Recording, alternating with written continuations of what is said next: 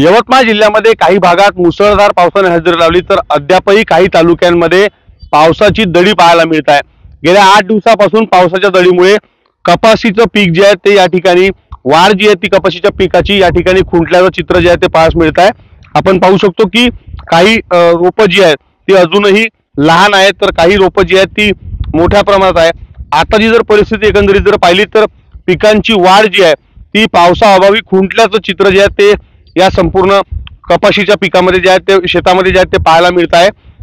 संपूर्ण कळंब तालुक्यामध्ये जर पाहिलं तर पावसाची दडी जी आहे ती पाहायला मिळत आहे आणि या पावसाच्या दडीमुळे शेतकऱ्याच्या हातातलं पीक जे आहे ते निघून जाण्याची वेळ जी आहे ती या ठिकाणी आलेली आहे। आपल्यासोबत बोलण्यासाठी शेतकरी आहेत। काय परिस्थिती नेमकी आहे? कपाशीचं पीक तुम्ही शेतात लावलेलं आहे, पिकाची वाढ खुंटलेली आहे, काय नेमकी अडचण आहे? आता सध्या कसं झालाय सर, 1-1.25 महिना झाला पीक पेरून आम्ही 1-1.25 महिना झाला पीक काही पाण्याच्या अभावी पिकाची थोडीशी वाढ खुंटलेली आहे। त्यात खर्च पाणी निघायची शक्यता फार कमी आहे। त्यात सरकारने काहीतरी कर्जमाफी म्हणा किंवा काही आर्थिक मदतची आमची अशी आशा आहे। हे जे सरकार जे आलेलं आहे बिलकुल कास्तकाराच्या हिताचं सरकार नाही दिसत असं मला वाटत आहे। कारण सरकारचं कास्तकाराच्या याच्यावर काहीच करू देऊ शकत नाही अशी आमची मागणी आहे। अशा मागण्या तर भरपूर आहे।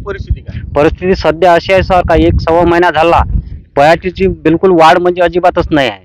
वाढ पूर्णपणे पाऊसही नाही आहे। 8 दिवस झाले कंटिन्यू पाऊस नाही आहे। पेऱ्यागिऱ्या एक व्यवस्थित साधल्या पण पावसाअभावी का खर्चही निघण्याची आमची अशी क्षमता असं वाटत नाही का आम्हाला आमचा लागलेला खर्च हा निघल बा। काय परिस्थिती कळंब तालुक्यातील आहे? पावसाची दडी आहे त्यामुळे पिकांची काय स्थिती आहे? कळंब तालुक्यामध्येच नाही तर कळंब तालुक्याच्या लगत असलेल्या राळेगाव तालुका आणि बाबुळगाव तालुक्यामध्येही यावर्षी पाहिजे तसा पाणी पडलेला नाही। अशा स्थितीमध्ये आम्ही शेतकऱ्यांनी सोयाबीनची कपाशीची लागवड केली, परंतु अपेक्षित अशी वाढ या पिकांमध्ये दिसत नाही। एकाच जमिनीमध्ये एकच बियाणं जरी टाकल्यानंतरही काही झाडं लहान आहेत तर काही झाडं मोठे आहेत, तुम्ही आता बघितलंच। त्याच्यामुळं आम्हाला असं वाटते की या पिकामधून येणाऱ्या काळामध्ये आमचा लावलेला खर्चही निघते का नाही अशी शंका आमच्या मनामध्ये निर्माण झाली आहे। दुसरी शंका आमची अशी आहे की आम्ही जे बियाणं लावलं त्या बियाणामध्ये कुठेतरी काहीतरी कमतरता आहे, बियाणं बहुतेक सदोषही असू शकतील अशी आमची शक्यता आहे। त्याच्यामुळे शासनानं या दृष्टिकोनातून विचार करून शेतकऱ्याला दिलासा देण्याची गरज निर्माण झाली आहे। निश्चित आपण जर पाहिलं तर साधारणतः गेल्या 8 दिवसापासून पावसाची दडी जी आहे ती कळंब तालुक्यामध्ये आणि पावसाच्या दडीमुळेच या भागातील पिकं जी आहे ती पिकांची वाढ जी आहे ती खुंटलेली आहे।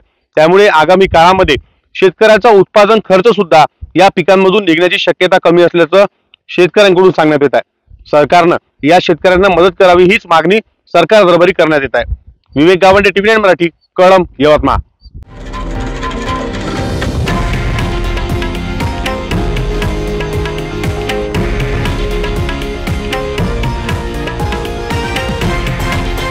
हे आहे देशातील नंबर 1 न्यूज नेटवर्क आणि आपण पाहत आहात TV9 मराठी, एकमेव।